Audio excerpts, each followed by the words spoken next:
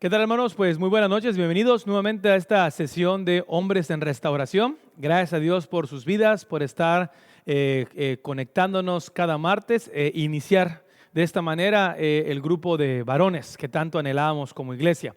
Quiero recordarles antes de orar en esta noche que el libro que estamos estudiando es Hombres en Restauración, que lo pueden ver también allá en el logo del grupo, y que este libro usted lo puede adquirir a través de nuestro hermano Efrem, el cual honro mucho también su disposición, que vino a la iglesia a buscar los ejemplares que teníamos. Entiendo que ha distribuido algunos y me parece que todavía le quedan algunos. Así que si está interesado en tener el libro físico, puede contactarlo a él, incluso aquí mismo escribirle para que él responda si tenemos o no libros. Y de no tener, pues podemos solicitarlos o también los puede pedir a través de Amazon para que llegue a su casa, o en su defecto bajar la aplicación Kindle, y en Kindle entonces usted comprar libros digitales mucho más económicos, pero obviamente con la cuestión de que van a ser en formato digital para leer en celular, en su computadora o en una tableta, ¿no? Así que esas son las maneras en las que usted puede adquirir este material. Y en un sentido creo que es importante tenerlo porque aunque estamos viendo, para los que tienen el libro me van a poder decir y me van a entender, estamos viendo prácticamente el libro en su mayoría hoja por hoja. Hay cosas que omito y que me gustaría que en su caso usted las pueda tener subrayadas, sobre todo para compartir otras personas, ¿ok? Dicho lo anterior, pues vamos a empezar en esta noche, Hombres en Restauración, y le pido que ore conmigo ahí en casa. Señor, te damos gracias porque nos das el privilegio de poder iniciar una sesión más. Te ruego por todos mis hermanos que desde casa, Padre, estamos conectados, Señor, para estudiar juntos lo que tu palabra quiere para nosotros en relación a cómo ser tus hijos, cómo ser hombres, Señor, en esta tierra, en los diferentes roles que nos has puesto. Señor, te pedimos por las tecnologías, Señor, que también hacen posible esta transmisión, que tú las guíes, las utilices como instrumento para tu gloria, Señor, y podamos tener un buen tiempo en esta noche. Te amamos, Señor. Háblanos con el poder de tu palabra, en el nombre de Jesús. Amén y amén. Muy bien, quiero llevarlos entonces a recordar lo que estamos viendo. Estamos viendo hoy el capítulo 2 de este material, Hombre Restaurado, en donde estamos viendo las diferentes implicaciones de lo que significa la ausencia de papá. En la sesión anterior vimos como que de manera general cuáles son las diferentes, los diferentes resultados o escenarios que se presentan en una casa cuando papá no está presente. No está presente ya sea porque físicamente no está presente o porque aun cuando físicamente está presente, no participa en la figura de padre. Y terminamos la sesión pasada introduciendo a Dios con lo que significa ser padre. Pusimos la paternidad y Dios. Y hoy vamos a continuar con esto para poder concluir el capítulo 2, y terminamos con una serie de observaciones también acerca de cómo cómo los hombres somos afectados en un sentido cuando no tenemos esta figura paterna, hablando de Dios, y cómo esto afecta en nuestra vida de responsabilidad al hacer y vivir lo que Dios nos pide. ¿Okay? Así que están listos. Les pido que tengan también ahí a lo mejor lápiz, papel o con lo que están haciendo las anotaciones, su computadora o algo así, para caminar juntos la segunda parte del capítulo 2 en Hombres y Restauración. Y lo primero que vamos a ver es precisamente la parte de lo que es, perdón, aquí un desajuste también, perdón hermanos, una disculpa. Ok, ya estamos otra vez conectados, perdón. Ok, tenemos entonces la participación de Dios como Padre. Ok, desde la creación, decíamos la sesión anterior, uno de los propósitos de Dios es manifestarse no solamente como el creador, soberano, dueño de todas las cosas, sino manifestarse hacia nosotros o con nosotros como nuestro Padre Celestial. Esto lo vemos en el desarrollo de la revelación progresiva en la historia de la redención a lo largo de toda la Escritura, y viene en el clímax cuando es Jesucristo nuestro Salvador el que nos dice: ustedes van a orar así, Padre nuestro, ¿no? Para conectar que Dios no solamente ha querido ser como un capataz o un cacique que puso a su creación, en este caso al humano, al ser humano, para que haga lo que quiera, sino la relación de Dios con la humanidad es esta relación de padres con hijos. Y cuando hablamos de esto, a lo mejor usted pudiera pensar en muchas palabras, pero para conectar la realidad de Dios como Padre, a lo mejor no vendría a su mente el entendimiento de lo que es la Trinidad. Pero precisamente vamos a hablar ahorita un poquito de la Trinidad para entender cómo Dios, dentro de sus propósitos, siempre ha sido el manifestarse con nosotros como un Padre. Hablando de la Trinidad, yo sé que hay muchos aquí teólogos y biblistas que han dado cursos de esto y no van a escuchar nada nuevo. A lo mejor otros va a ser primera vez que lo escuchen. Pero hablando de la Trinidad, usted tiene que recordar que entre la relación de las tres personas, Dios Padre, Dios Hijo y Dios Espíritu Santo, podemos ver al menos dos cualidades o dos características de esta relación. Una característica ontológica, que suena así medio rimbombante, ¿no? Pero tiene que ver con el ser de Dios, y una característica económica. En cuanto a la característica ontológica, tiene que ver que la relación o en la relación de Dios Padre, Dios Hijo y Dios Espíritu Santo no hay una diferencia en cuanto al ser. Es decir, los tres son iguales en poder, esencia, sustancia y gloria. Pero en cuanto a la relación económica, se le conoce como subordinación económica. ¿Qué significa esto? Que aunque los tres son iguales en poder, sustancia o esencia y gloria, en la subordinación económica, de manera intencional, Dios atribuye a cada persona una función. Dios Padre, Dios Hijo y Dios Espíritu Santo. Y esta función tiene que ver mucho precisamente en cuanto a lo que es la redención para nosotros como su creación. Y tiene que ver como Dios, Padre, tiene este plan de redención que es efectuado y accionado en obediencia perfecta por el Hijo, y el Espíritu Santo es quien sostiene en obediencia al Hijo y al Padre esta obra de la redención. Y hay una relación directa, ¿no? Ahora, para entender mejor esto o entendiendo mejor esto, veamos cuál es la relación del Espíritu Santo y Dios como Padre, ¿ok? Uno de los propósitos del Espíritu Santo en nosotros, ya que hemos sido regenerados, es precisamente poder tener esta relación con Dios como nuestro Padre.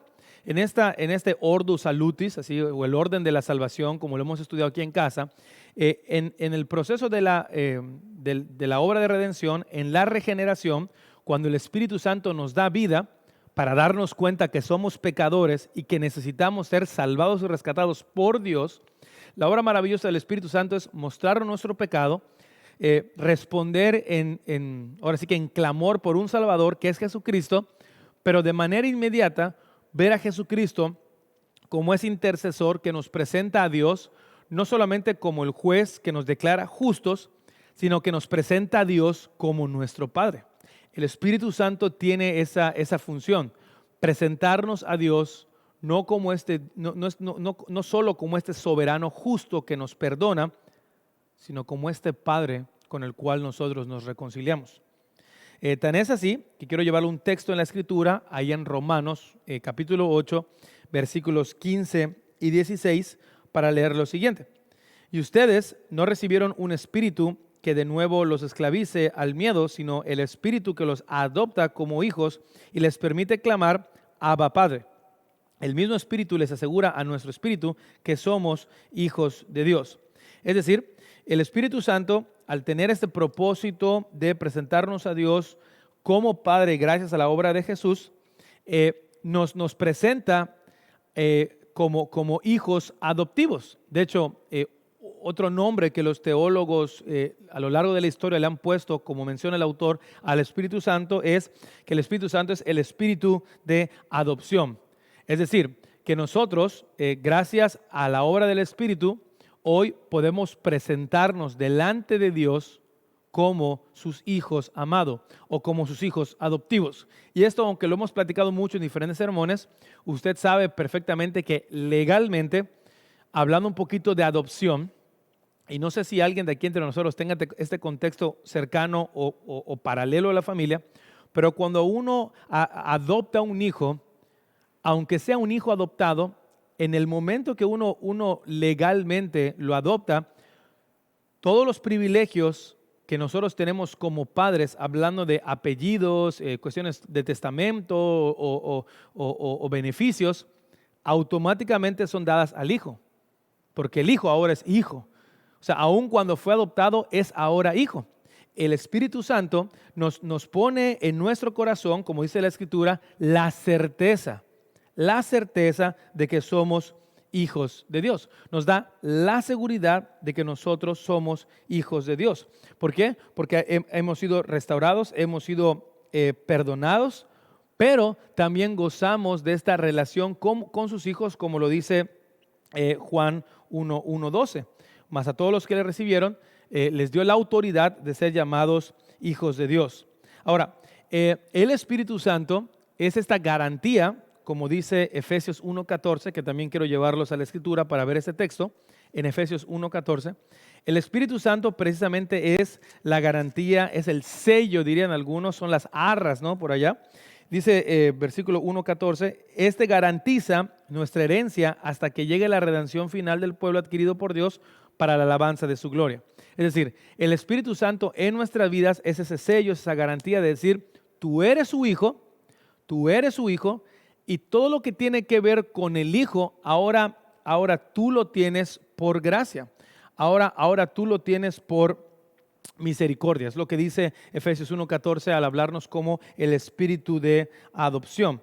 Y esta garantía tú la puedes ver a partir de ahora, y no solamente cuando Dios te llame a su presencia o cuando Él venga en gloria. Y esto es bien increíble, porque uno de los problemas que tenemos en esta relación con Dios, para los que decimos ser cristianos o conocer a Dios a través de Jesús, es que si usted es honesto conmigo, sobre todo a los varones, como que nos cuesta mucho trabajo ver a Dios como un papá y expresarle nuestro amor como un padre. Es decir, ¿cuántos de ustedes como varones en su oración ha derramado su corazón para decirle a Dios, Dios, te amo con todo mi corazón, eres lo más hermoso que tengo en la vida, Dios, te doy gracias por amarme, te doy gracias por perdonarme, Padre, y entonces viene la palabra, ¿no? Padre, te amo. Yo sé que esto puede ser complicado porque muy probablemente como hijos o como padres, no hemos fomentado esta relación en la que un hombre, de manera genuina, de manera natural, se exprese delante de otro hombre, hablando padres o hermanos, para decirle que los amamos. Obviamente hoy, y no me voy a meter mucho en esto, esta distorsión en la que un hombre le diga a otro hombre, te amo, como que nos genera también un poco de ruido. Yo no quiero decirle algo así a otro hombre porque pues capaz que se confunda la cosa, ¿no? Pero el problema está que la primera característica donde tenemos este problema de poder expresar amor a un hombre tiene que ver precisamente por la relación de padres con hijos, ya que a lo mejor durante mucho tiempo a usted se le enseñó que el hijo tiene que ser más cariñoso, más condescendiente con mamá, pero el hombre macho mexicano no expresa sentimientos o emociones hacia sus hijos. O sea, el papá no besa, el papá no abraza, el papá se mantiene a distancia. Entonces, ¿qué pasa? Que nosotros crecemos igual. Y puede ser que el día de hoy usted vea a Dios como esa figura de padre que tuvo o no tuvo también en relación a distancia. ¿Ok? Entonces, usted siga viendo a Dios como ese capataz a quien usted tiene que rendirle cuenta. Sí, Señor, claro que sí, Señor. Por supuesto que sí, Señor. Pero no tiene este contexto o esta conexión de papá.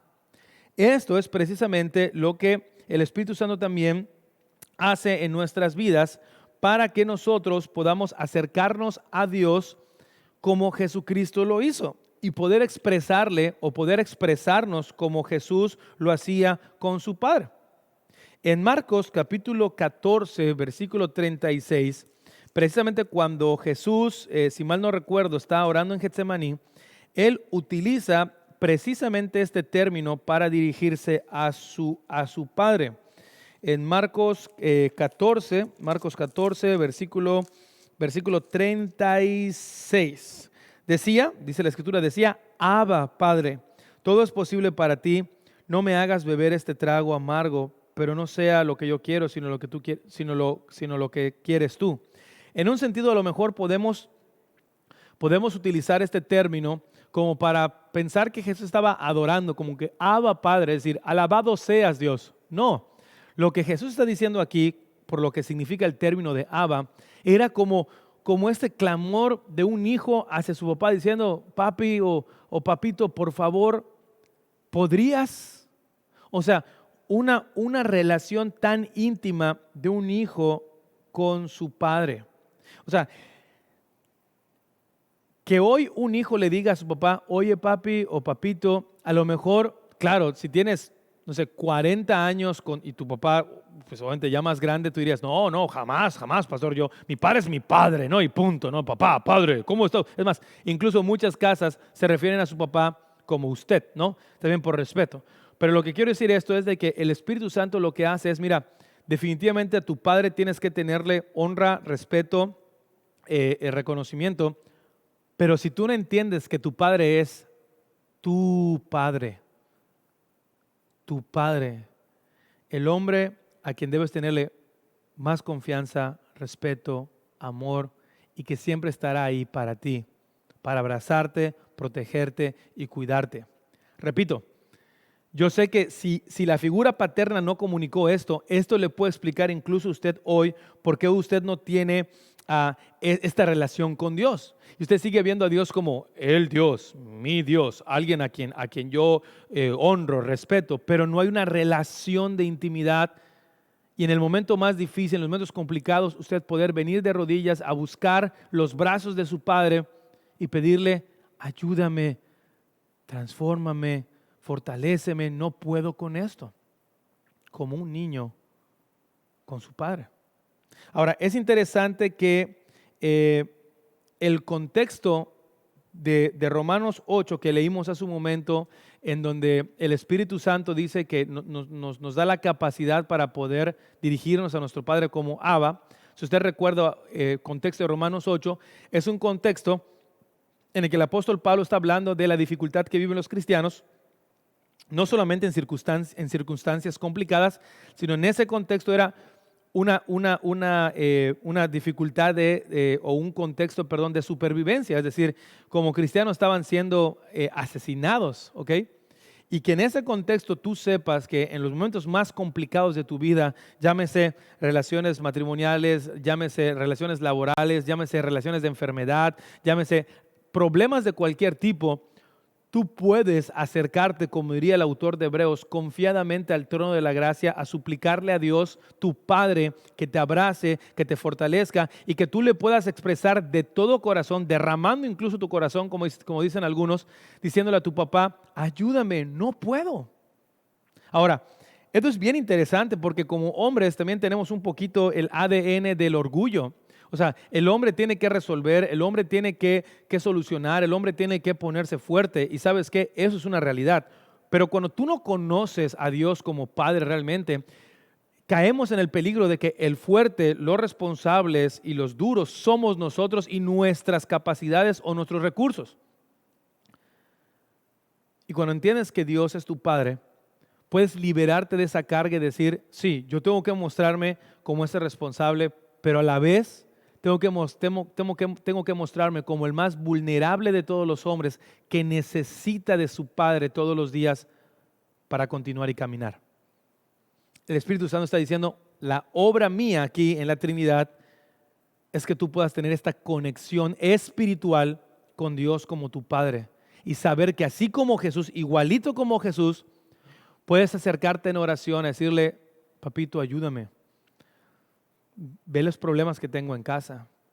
No, como que no doy el ancho como tu hijo, no doy el ancho como esposo, no doy el ancho como padre. Ayúdame. Digo, no sé cuántos tengan la bendición o el privilegio de contar al día de hoy con un padre físico y tener esa libertad de ir a platicar con él cualquier cosa. Y saber que este Padre terrenal te va a conectar, no a, pues mira hijo, mi experiencia me dice, no, sino que este Padre terrenal te conecte a lo que el Padre celestial quiere para tu Padre y para ti. Vivimos en una sociedad mexicana en donde el matriarcado es lo que hay. Hay estudios sociológicos, estudios antropológicos, en donde muestra que hay una problemática en México de que el matriarcado ha tomado un papel muy fuerte. Y esto incluso afecta en la parte religiosa, ¿no?, del país. O sea, no debes extrañarte que la religión mayoritaria en México alabe y glorifique a una mujer sobre Dios. Y aunque ninguno te va a decir que es más que Dios, pero su adoración, no solamente confesional, sino funcional, muestran de que adoran más a una mujer y buscan más a una mujer. Y no me malinterprete, nada se va a comparar, o cada amor es peculiar, el amor del padre y el amor de una madre. Pero lo que la Biblia nos enseña es que nosotros, por nuestro pecado y por nuestra ignorancia, estamos desconectados de lo que verdaderamente es el amor de un padre. Y no sabemos qué es el amor de un padre y no tenemos el contexto del amor de un padre. Y eso mismo lo comunicamos hacia abajo, con nuestros hijos, con nuestras esposas, con nuestras familias, con nuestros compañeros. Y no reflejamos eso porque nuestra relación con Dios a lo mejor es más de yo te veo a lo largo, yo te veo a lo lejos, perdón, pero yo no soy un hijo que puede venir confiadamente a traerte mi corazón y decir lo que está pasando. Y eso es un gran reto. Entonces el Espíritu Santo, una de las funciones es precisamente espiritualmente al Dios tercera persona, estar con nosotros, conectarnos y hacernos sentir, como dice Romanos 8, o confirmar nuestro corazón que somos sus hijos. No solamente que somos salvos. Romanos 8, 16 decía, el Espíritu da testimonio a nuestro espíritu de que somos salvos. No, de que somos hijos de Dios. Es increíble. Si Jesús te ha salvado, pero el Espíritu Santo te da esa seguridad de que eres su hijo. Y como hijo puedes acercarte confiadamente a tu Padre a buscar por su ayuda, y a buscar por su cuidado y a buscar por su dirección. Ahora vamos a la segunda persona de la Trinidad, el Hijo y la relación con Dios Padre. Definitivamente nosotros tenemos a Jesús como el mejor ejemplo humano, o sea, de un hombre, ¿no?, palpable, de cómo debe ser nuestra relación con Dios como nuestro Padre. En Juan 1, versículo 18, si no mal no recuerdo, vamos a ver lo que dice la Escritura. Juan 1, versículo 18, es este texto que hemos leído ya creo que en una ocasión. Juan 1, versículo 18, a lo mejor usted lo encontró más rápido que yo. Dice, a Dios nadie lo ha visto nunca. El Hijo unigénito, que es Dios y que vive en unión íntima con el Padre, nos los ha dado a conocer. Es decir, la relación íntima de Jesús con Dios Padre ha sido desde la eternidad. Sobre todo recuerden en esta relación ontológica. Pero lo que está diciendo Jesús es aquí, también en esta relación de Padre con Hijo, yo soy el único que te muestra o te ha mostrado palpablemente, físicamente. Y aunque nosotros no lo hemos visto físicamente, me refiero a que nos lo ha mostrado a través de las Escrituras, cómo hay una relación de un hijo con su Padre. El ministerio de Jesús tal cual, si usted lo puede leer ahí en Juan 5, 19, 20, ahorita vamos a ir a ese texto. Jesús en todo momento decía, yo he venido a hacer lo que mi Padre me dijo. Lo que ustedes están viendo no es que en un sentido yo lo haya querido hacer, sino hago la voluntad de mi Padre. Y repito, por eso hay que poner en contexto la relación ontológica y la subordinación económica. Obviamente Jesús y el Padre están relacionados y Jesús sabía, pero en este sentido, en su característica de hijo, está diciendo, yo estoy siendo obediente como hijo a mi Padre. Así que es en Jesús en que nosotros podemos ver realmente cómo Dios quiere relacionarse con nosotros como nuestro Padre. Teniendo una relación íntima, natural, sin tapujos, sin falserías o no sé qué palabra ponerle acá, o sea, en el sentido de que, por ejemplo, para dirigirte a Dios como tu Padre, no tienes que ni siquiera cambiar tu tono de voz. Lo platicamos un poquito con algunos del grupo de trabajo, en donde a veces nosotros tenemos la tendencia de cuando vamos a orar, nos dirigimos a, oh, gran Dios, tú, eterno Señor, Padre bueno. O sea, espérame, si tú no le hablas así a tu papá, o sea, ahí estás comunicando que hay una desconexión. Porque una cosa es honrar, respetar y glorificar a Dios como Padre, pero en ese mismo sentido tienes a Jesús diciéndole, Abba, ¿no? Así que incluso al orar, tú puedes dirigirte a Dios como tu Padre de manera natural, sin fingimientos. No sé qué palabra dije anteriormente, pero la palabra es sin fingimientos. O sea, sin tratar mira Dios, cuán bueno soy. No, eres mi papá. Y yo puedo acercarme ante ti con respeto, pero también con naturalidad. Y Jesús nos muestra, Jesús es el ejemplo de lo que es vivir para Él. En Juan 5, y básicamente estaremos citando mucho Juan, porque es uno de los evangelios que nos muestra precisamente esa relación tan natural y tan simple, por decirlo así, de Jesús con su Padre Celestial. Juan 5, versículos 19 y 20, dice lo siguiente: entonces Jesús afirmó: ciertamente les aseguro que el Hijo no puede hacer nada por su propia cuenta, sino solamente lo que ve que su Padre hace. Porque cualquier cosa que hace el Padre, la hace también el Hijo. Pues el Padre ama al Hijo y le muestra todo lo que hace. Sí, y aún cosas más grandes que estas les mostrará, que los dejará a ustedes asombrados. Es decir, la relación de Jesús con su Padre es única, es íntima, pero lo interesante está que en la obra de la redención, Jesús nos ha regalado esa relación a nosotros para vivir para Él.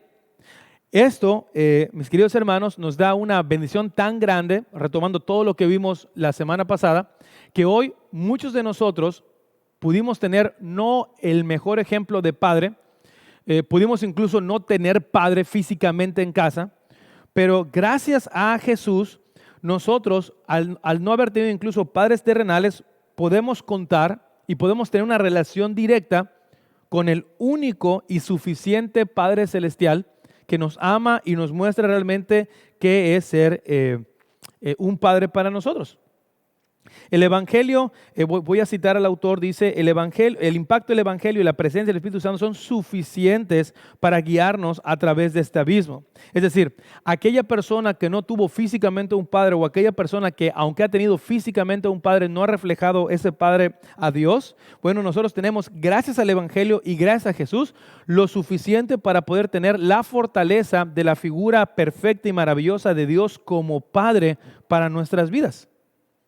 Un padre que ama a sus hijos, un padre que vela por sus hijos, un padre que corrige y disciplina a sus hijos. Y esto es bien increíble, porque nosotros, incluso en nuestra figura como padres, sabemos en un sentido que es disciplinar, pero en nuestra relación con Dios a veces queremos ver a Dios como un padre que solapa pecado.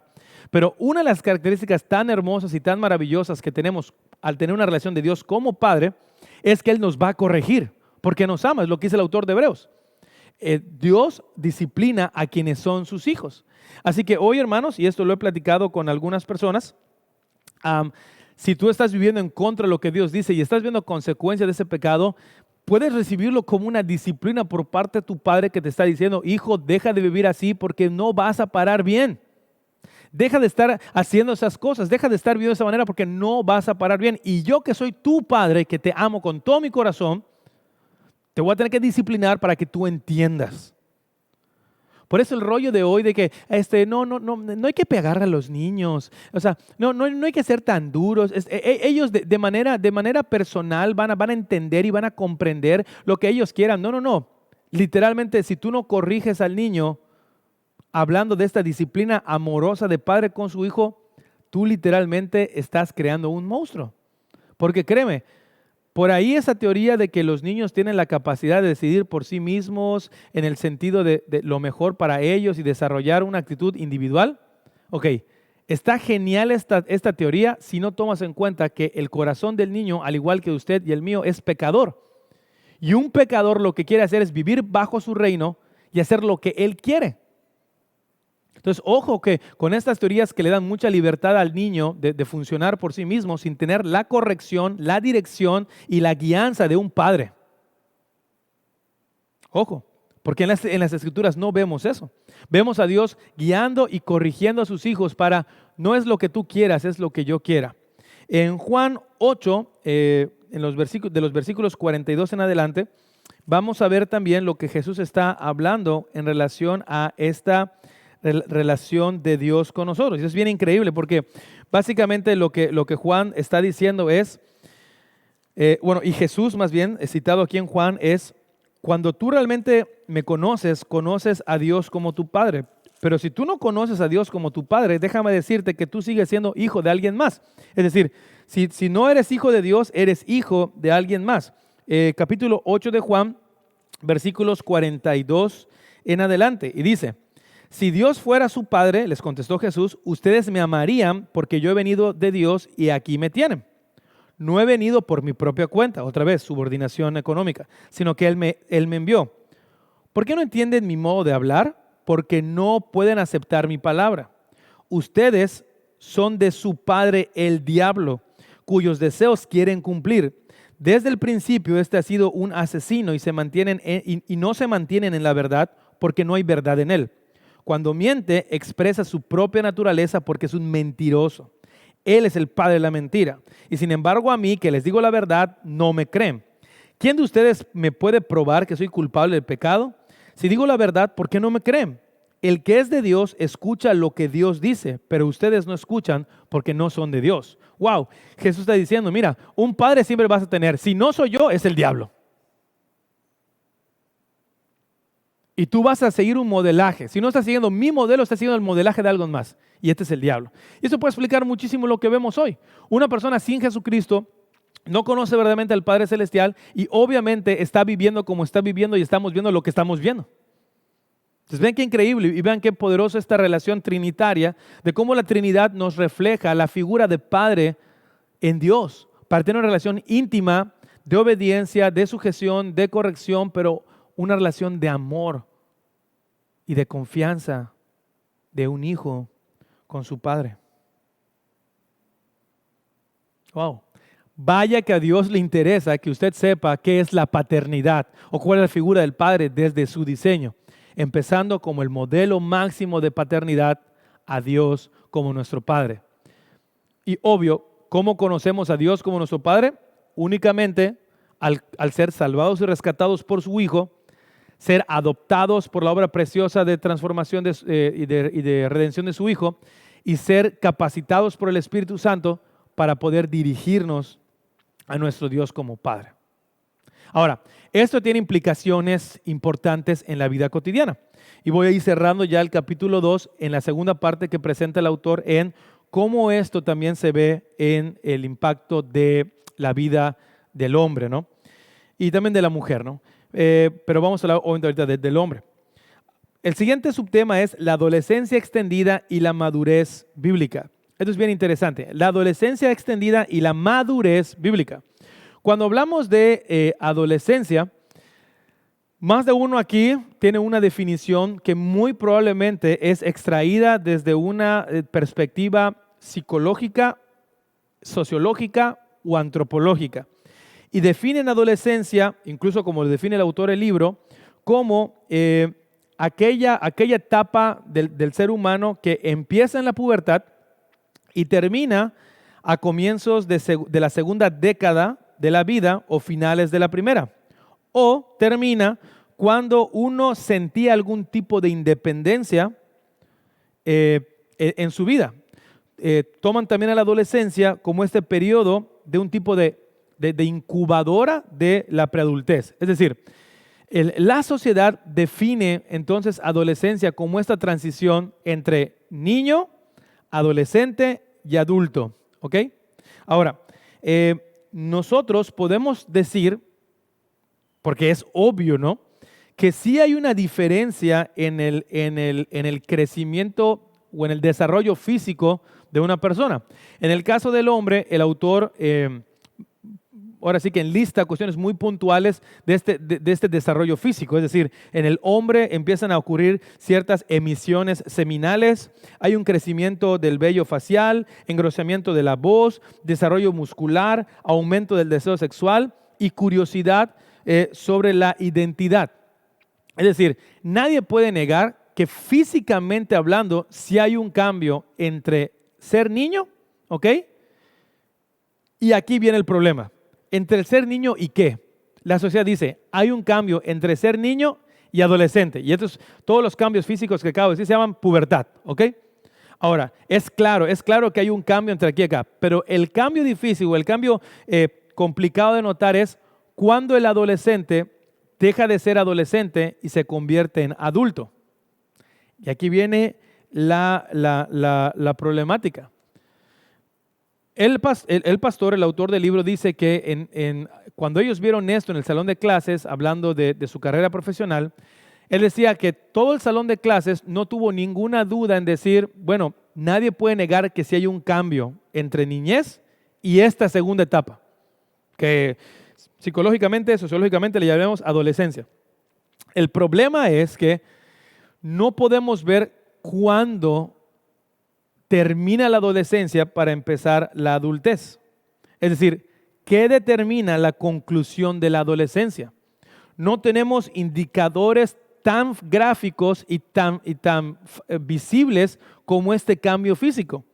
Y entonces el salón, decía el autor, y obviamente esto también nosotros lo vimos en diferentes estudios, y creo que el pastor David tiene diferentes conferencias sobre esto.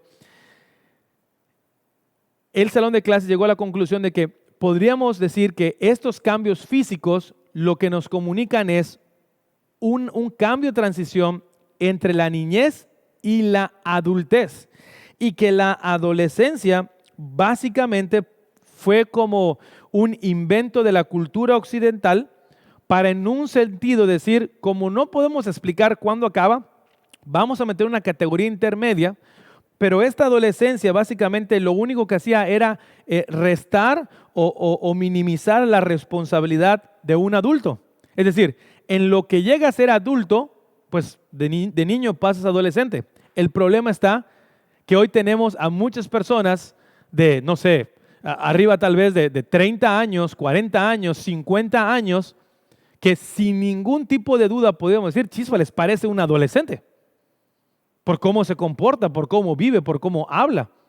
Pero de acuerdo al estudio diríamos, no, entonces ¿qué es? O sea, no podemos ser adolescente porque ya es un hombre incluso casado o algo así. Pero el estudio de este pastor, y repito, coincide con mucho de lo que nos ha hablado el pastor David. Incluso él habla de una etapa en la revolución industrial en donde los niños eran explotados. Entonces, para proteger a los niños, entonces sale una ley que tales niños de tal edad no podían trabajar. Pero lo que estamos viendo aquí es que básicamente el problema surge es que la adolescencia lo único que tiene como propósito es restar o minimizar las responsabilidades de lo que es un adulto. Y parece ser que eso puede ser muy cómodo para muchos de nosotros. Es mejor pensar en un sentido en solo dos opciones: niñez y adultez, porque no es lo mismo decir un adulto joven que un joven adulto. Un joven adulto, para usted, lo primero que va a tener es un joven que está en desarrollo de ser un adulto. Pero un adulto joven, entonces usted antepone las características de un adulto, que está chavo, ¿no? En un sentido.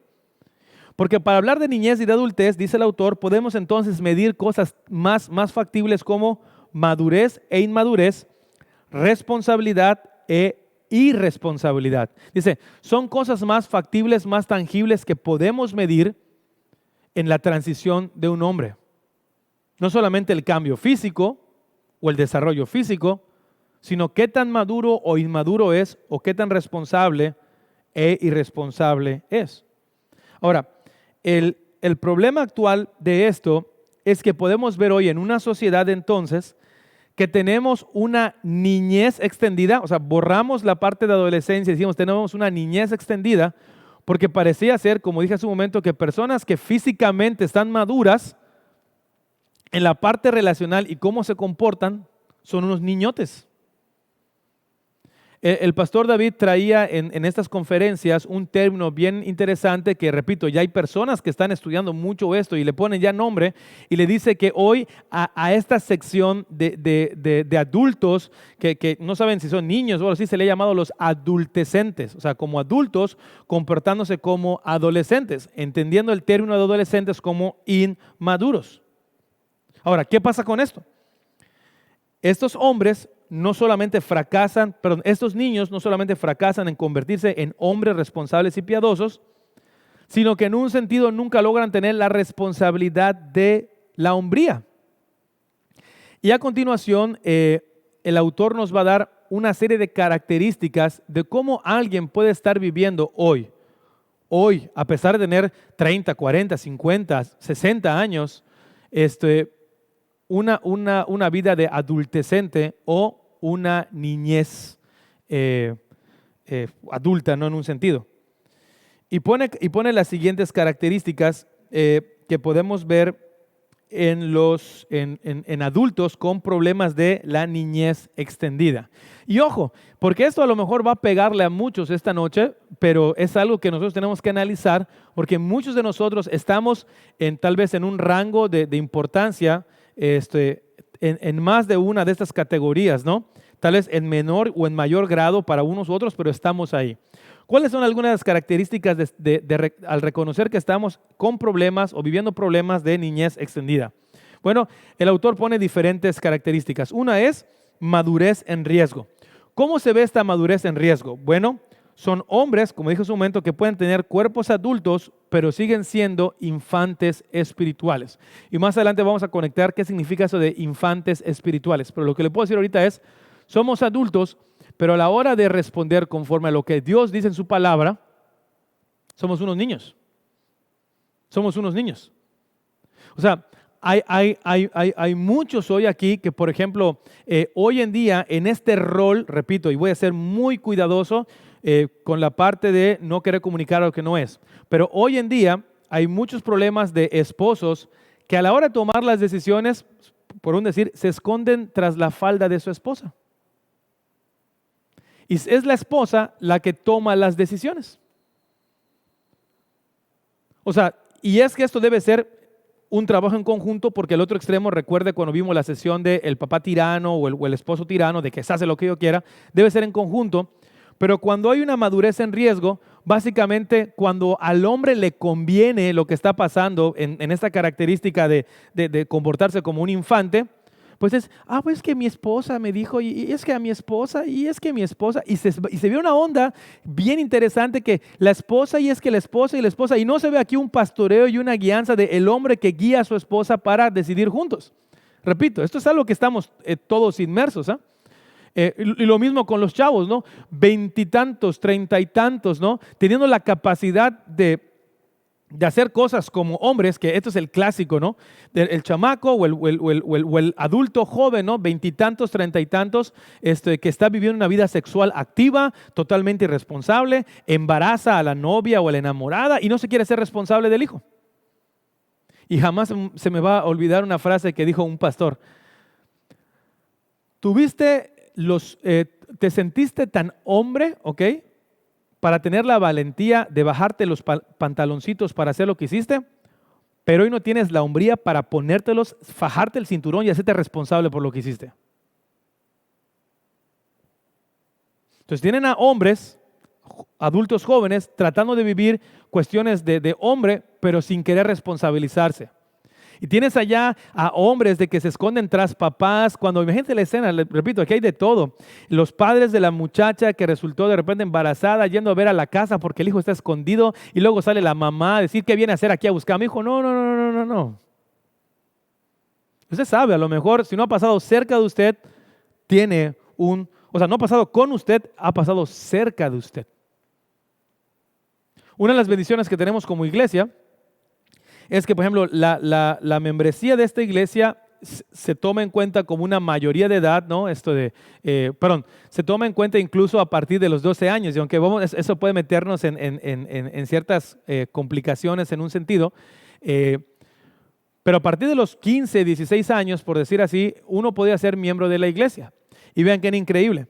Muchos están peleados o están así como que los padres, no es que mi hijo tiene que ser miembro y todo, pero cuando el hijo se mete en problemas, cuando el hijo o la hija se mete en problemas, ahí están. ¿Y por qué el consistorio quiere buscarte? ¿Y por qué somos los padres los que hacemos inútiles a los hijos, como que tratando de salir en respuesta de ellos cuando ellos son suficientemente responsables para decir, yo pequé, como el salmista, yo pequé delante de ti, Dios, y tengo que responder por mis actos?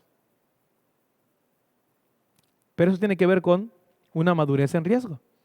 Cuando físicamente aparentamos ser hombres, pero somos niños espirituales. Otra característica de la niñez extendida son los padres que solamente quieren ser amigos. Me gustó mucho cómo el autor lo puso. Esto es lo clásico, o sea, cuando dicen los hijos, no, es que mi padre es mi mejor amigo o yo busco ser mejor amigo de mi hijo. Bueno, en un sentido, si tú estás hablando de amigos como relación, confianza, entonces tú tienes que saber que tú no tienes que ser amigo de tu hijo porque como padre tienes que tener la relación y confianza. Creo que es el pastor Paul Washer que decía, los hijos no necesitan que sus padres sean amigos, los hijos necesitan que sus padres sean padres. Porque generalmente el amigo, o sea, el padre amigo del hijo se vuelve en el alcahuete. O sea, yo soy el padre así, bien padre, ¿no? Porque a mi hijo le solapo sus faltas o me pongo en su lugar, en su rebeldía o le aplaudo sus babosadas, ¿no? Pero soy amigo de mi hijo. Mi hijo tiene confianza, ¿no? Tu hijo tiene un trueque contigo. Tu hijo tiene un cambalache contigo. Porque tú lo que buscas con tu hijo es que tu hijo te quiera, tu hijo te acepte, ¿ok? Y tu hijo se vuelva tu amigo. Y tú solapas tus faltas de decir, por ejemplo, el clásico, tú sabes que eres un papá que físicamente no estás presente porque no has sido responsable de estar presente con tus hijos por trabajo, por muchas cosas. ¿Cómo solapas esa ausencia? Hijo, ¿qué quieres? Tú dime qué quieres y yo te lo doy. Asiento aquí el dinero, asiento lo que tú me pidas porque tratas de solapar. Entonces, ¿qué dije? Oh, qué padre. No tengo un papá presente, pero tengo un cuate que me da todo lo que quiere para suplir su falta o su no presencia en mi vida. Otra característica, padres que solo quieren ser amigos. Otra característica es imagen subsidiada de la hombría. ¿Qué es esto? Cuando un chico joven, o sea, cuando un chico joven ve a un hombre como si fuera otro niño. La sesión pasada dijimos o hablamos un poquito acerca de la paternidad, tocando esta controversia, ¿no? o este punto de discusión, si en Cristo, ¿no? O sea, ya no estoy obligado al mandato cultural de tener hijos o procrear hijos. Dije, no me voy a meter en problemas, pero vamos a quedarnos con la parte de que en Cristo, ok, no tienes obligado de que el mandato cultural tiene que ser con hijos procreados. Pero decía, ¿pero qué tal los hijos espirituales? En la iglesia y en los diferentes sectores estamos buscando de que las generaciones más jóvenes tengan modelaje de hombres que les muestren cómo vivir como hombres, aun cuando a lo mejor no sea el padre. Pero imagínate, tú tienes a un chico, vamos a hablar del contexto iglesia. Tú tienes a un chico de 15, 16 años, ¿no? un adulto joven, vamos a llamarlo así, que está viendo que ser adulto, ¿no? Ser un hombre adulto es cotorreo, es doble sentido, es no tomar las cosas en serio, es solamente vacilar, o sea, lo que tú le estás mostrando a esta generación más temprana, esto es ser hombre. Y esta imagen subsidiada de la hombría es que tú que tienes esa responsabilidad de modelaje o de incluso de padres espirituales con hijos espirituales, no estás cumpliendo. Esto de que tener a alguien que le esté mostrando, por ejemplo, parece algo tonto, pero escápate de clases, vamos aquí, vamos acá, o sea, no pasa nada, tranquilo. O sea, ese modelaje es lo que estás teniendo, no solamente para tus hijos, o sea, físicos, sino para hijos espirituales. Y claro, ¿sabes qué? Hay el modelaje de decir, yo quiero ser como fulanito de tal, es más rápido en malos hábitos que en buenos hábitos. Entonces, este es un problema también de la niñez extendida, tener una imagen subsidiada de lo que es el hombre. Otro problema, mujeres solteras. De por sí, en la mayoría del mundo, parece ser que el número o el porcentaje poblacional se ha reventado en que tenemos a más mujeres que hombres. De hecho, aquí en la iglesia, en la última reunión congregacional, vimos que habían casi el doble de mujeres por hombres. ¿Y esto qué pasa? Bueno, de por sí hay pocos hombres, es decir, de por sí la materia prima es pues ahora sí que pues muy poca, pero además de eso, los pocos hombres que hay no están aptos para el matrimonio. Están más verdes que Hulk, diría por ahí alguna chava. Entonces tenemos a muchas mujeres que siguen solteras porque no ha venido un hombre que se haga responsables de ellas para cuidarlas, para sostenerlas, para guiarlas y para mostrarles lo que Dios quiere como hombres para sus vidas. Y generalmente, de manera muy interesante, ahora entienden el fenómeno, por qué mujeres buscan normalmente a hombres más grandes que ellas.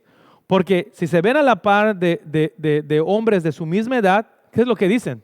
Son unos niños. Y aunque también hay características interesantes que nos muestran que en un sentido la mujer madura más rápido, no solamente físicamente, sino en esta madurez espiritual que estamos diciendo, aún así, los hombres no se presentan como, ahora sí que hombres que pueden, pues ahora sí que responder por las mujeres, ¿no? Y esto es un gran problema. Cuando el hombre entiende lo que Dios le ha llamado a hacer, entonces puede responsabilizarse. Y esto nos conecta a hombres inadecuados para trabajar. Y yo lo conecto mucho con mujeres solteras. ¿Por qué? Porque los hombres pueden trabajar a veces en cuestiones que les lleve, por ejemplo, que le requieran madurez física. Es decir, mi trabajo es cargar cosas, mi trabajo es algo que yo haga, algo que yo cargue, algo que yo empuje, algo que yo limpie. Pero cuando tiene que verse con trabajos profesionales que les demanda madurez y mucha responsabilidad en el manejo de gente, en el manejo de dinero, en el manejo de tiempos, en el manejo de responsabilidad, no hay, ¿no? Por eso hoy para las empresas, para lugares en donde ven a un cristiano, vean qué interesante, a un cristiano que es responsable con su trabajo, como hemos estudiado, porque sabe que el trabajo es para la gloria de Dios y cumple con su trabajo, dando sus dones, dando sus cualidades, respetando horarios, siendo responsable, es oro puro para una empresa. Pero tenemos a muchos cristianos que tienen mucha movilidad en su trabajo o que son muy irregulares en su trabajo porque no es lo que esperaba. Oye, pero tío, muy bien. No, pero es que no es el sueldo que esperaba. Oye, pero aquí, no, es que los jefes no me tratan muy no sé cómo. Alguien que está de trabajo en trabajo, de trabajo en trabajo, de trabajo en trabajo, porque dice que no es el trabajo que quiere, pero no se ve a él de que realmente no tiene ni la madurez ni la responsabilidad de incluso decir, bueno, esto me va a costar un poquito más de trabajo, pero lo tengo que hacer. Y es otro resultado de la niñez extendida, que no hay hombres adecuados para trabajar. Y esto conecta también, estas yo creo que van de la mano. Mujeres solteras, obviamente, ¿por qué? Porque no hay hombres que estén trabajando. Aquí, y yo sé que esto puede distar, o sea, y podemos hablarlo después, hermanos, en otro momento. Pero, por ejemplo, hay muchos hombres que no piensan en casarse porque piensan que no tienen el suficiente ingreso económico para sostener una familia. Yo siempre les digo esto. ¿Tienes el suficiente dinero para una despensa y para pagar una renta? Tú como hombre, sí, estás listo para casarte. Ahora, claro, ¿dónde quieras rentar y qué tanto quieras comer? Bueno, ese es otro problema. Pero un hombre que chambea, por decirlo, un hombre que trabaja, un hombre que está ahí, sé perfectamente que va a ser responsable de su casa. Entonces, obviamente, una mujer está viendo a hombres con estas características y no los hay. E incluso hemos caído hoy más que nunca en el hecho de que la mujer sostiene al hombre. Y repito, no porque eso sea algo malo, pero se vuelve malo cuando el hombre dice, que lo hagan ellas, ¿no? Y no cumple con su responsabilidad. Entonces ahí tienen a mujeres que tienen a holgazanes en su casa sin hacer absolutamente nada, porque ellos no cumplen con el rol que Dios les ha dado. Y tienen esta niñez extendida en la manera en cómo están viviendo.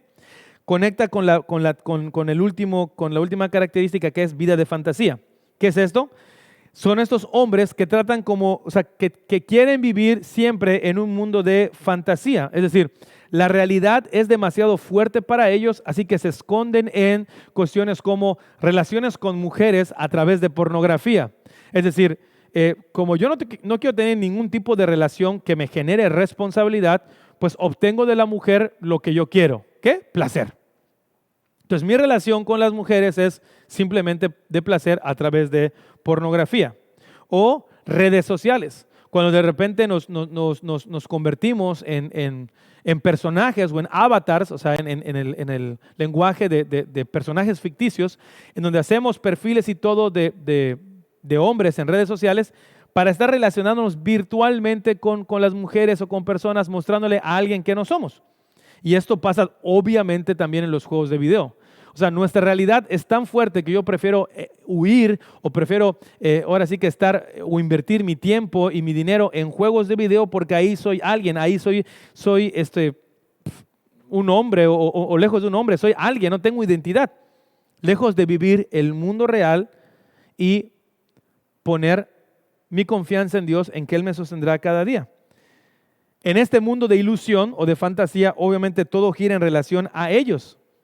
Y como son egoístas, por eso es bien difícil ponerlos en un contexto de familia, porque en el contexto de familia lo primero que haces es pensar en otros, esposa, hijos. Así que por eso no tienen, ni les quieren, ni lo quieren ver. Por eso hoy más que nunca no hay matrimonio, sino hay relaciones libres, ¿no? O relaciones de convenios. Obviamente estamos juntos, ¿no? Disfrutándonos sexualmente los unos con los otros, pero no me pidas nada más. Tu dinero, mi dinero, así de lejos, ¿no? El autor está diciendo, bueno, todo esto es resultado de una niñez extendida, que viene como resultado de no saber quién es tu Padre Celestial y cuál es el diseño de tu Padre como su Hijo. En el libro hay un apartado de inmadurez emocional después de lo que estoy diciendo. Y para los que lo tienen, lo invito a que pueda leerlo porque también trae cosas interesantes. Ahora, vamos a concluir con lo siguiente. La visión de Dios sobre el desarrollo de la hombría. En las Escrituras, nosotros tenemos diferentes escenarios en donde Dios nos muestra el desarrollo de diferentes personajes bíblicos o de hombres en la Biblia que van creciendo de la niñez hasta ser un adulto. Y de manera interesante nos muestra en las Escrituras diferentes escenarios de cómo vemos a un hombre, un hombre pasando de niño a adulto. Ahora, cuando vemos la Biblia nos metemos en un problema porque en las Escrituras, como vimos la sesión anterior, la figura del hombre era tan importante para el pueblo de Israel que el hombre tal cual empezaba a fungir como hombre a partir de los 12 años.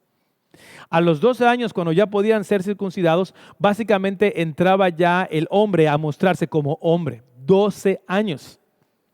Así que esto trae problemas contigo y conmigo también. Porque para mí, para ti, 12 años, ay, hombre, es un niño, no puede hacer nada. Déjame que yo lo haga por ellos, no pueden trabajar, déjame que yo les supla. 12 años, si nosotros vemos desde las Escrituras, el hombre está capacitado para vivir como un hombre. Pero somos nosotros los que tenemos este mal concepto de que no lo podemos hacer y somos nosotros los que somos inútiles a los demás. De hecho, un saludo para aquel que dijo esta frase, que espero que nos esté viendo, a nuestro hermano, que voy a mantenerlo en anonimato por respeto a él. Pero una vez trabajando en ministerio juvenil, cuando él trabajaba con nosotros, decía, tenemos que hacer un ministerio que diga, haciendo útil al inútil. Y fue una genialidad, ¿no? Porque decía, vamos a llamar a hermanos varones que le muestre a los chavos cómo cambiar un foco, cómo reparar algunas cosas, cómo responder. Y yo, hermanos, yo fui el primero que le dije a esta persona, oye, ¿dónde me inscribo, no? Pero fue genial su frase, vamos a hacer útil al inútil, porque hoy en día tenemos cuestiones que cuando se pide ayuda de los muchachos, de los más jóvenes, tenemos a personas que están pescando ciriles. Es más, en el campamento podemos ver este resultado de que cada vez más hoy el joven está más endeble o más débil para jugar deportes. Tenemos más lesiones que nunca. Porque hoy el mundo de deportes, regresamos al mundo de la fantasía, el mundo de deportes se vive en una consola de videojuegos, pero no se vive en la vida real. Entonces, en las Escrituras tenemos este problema de que vamos a ver un desarrollo de la hombría, pero muy temprano. Muy temprano. Cómo se van dando las características de la niñez, de la juventud, de la edad adulta joven y la vejez, pero a través de este modelo de ser adultos muy jóvenes. La niñez y la hombría es lo que nosotros podemos ver en las Escrituras. Es decir, no adolescencia, sino niñez y hombría, ¿ok? Y la conexión que hacen en cómo un niño deja de ser niño para ser adulto, bueno, es a través de la madurez espiritual. El libro de Proverbios nos describe en muchas ocasiones la relación de un niño, ¿ok? Y cómo la Escritura va enseñando a este niño para que este niño madure y sea un adulto, ¿no? En Proverbios 22:15 podemos leer lo siguiente. Proverbios 22:15.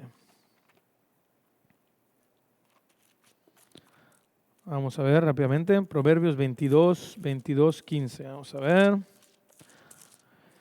22:15. Dice la Escritura, la necedad es parte del corazón juvenil, pero la vara de la disciplina la corrige.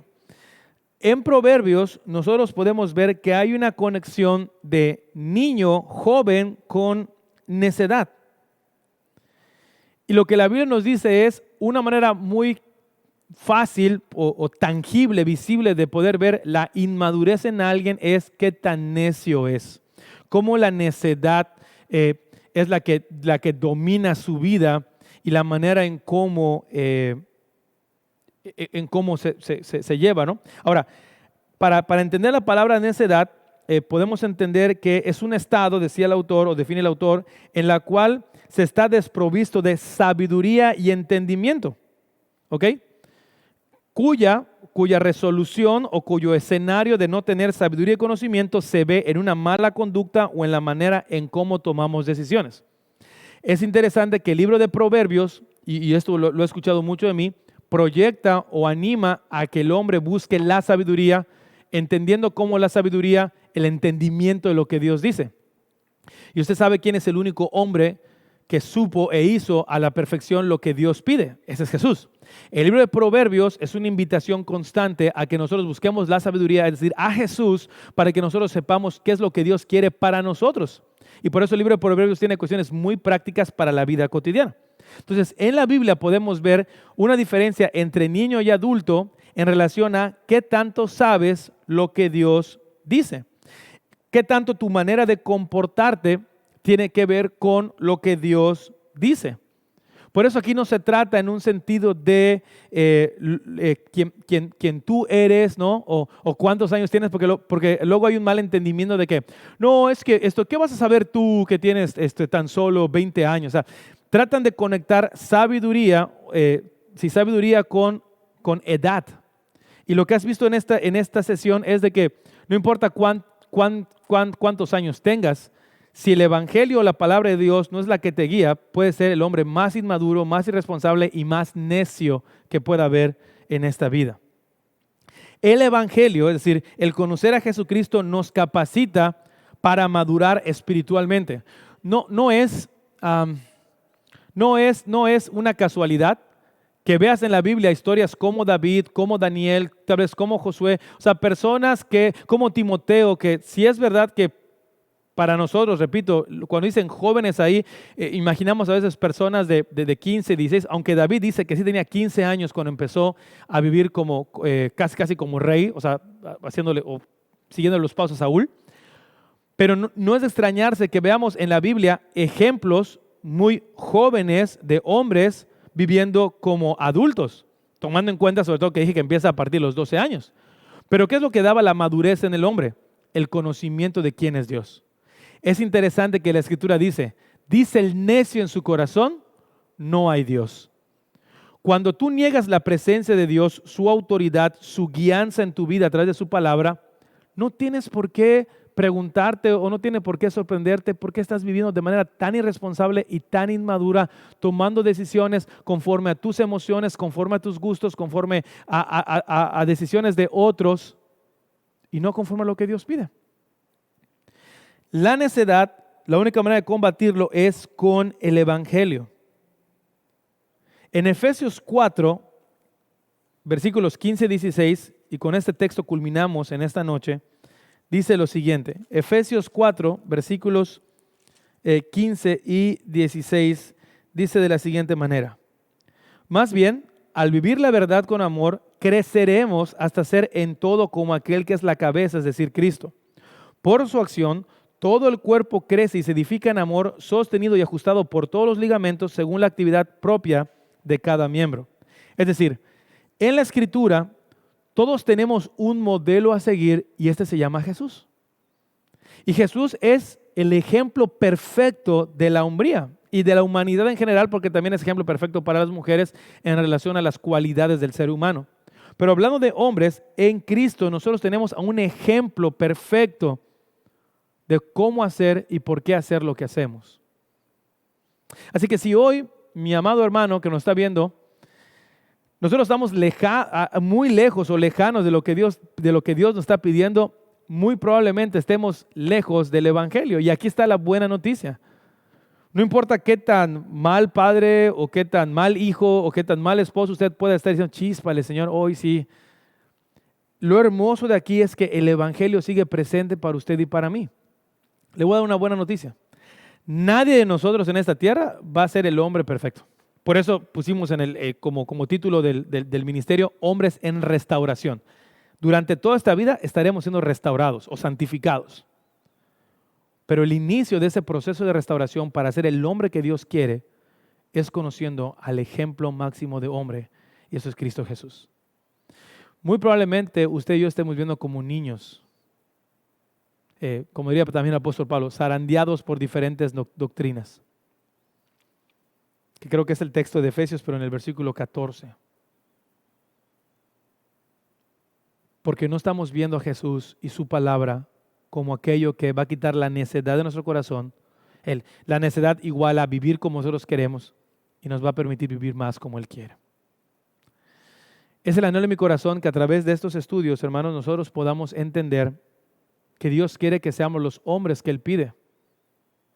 Porque esto va a ser de bendición, no solamente para su casa, si usted está casado o tiene hijos, o usted es hijo, seguro, sino va a ser de bendición en donde Dios lo ha puesto como trabajador, en su familia general como hermano y también aquí en la iglesia.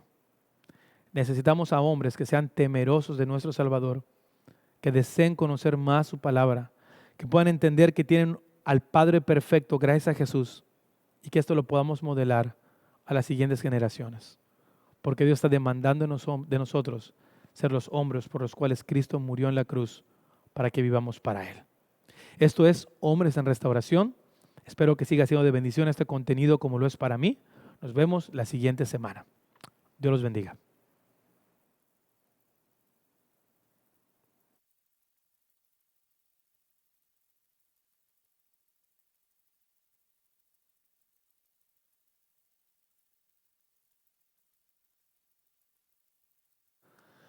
Pues hermanos, ¿qué tal? Muy buenas noches.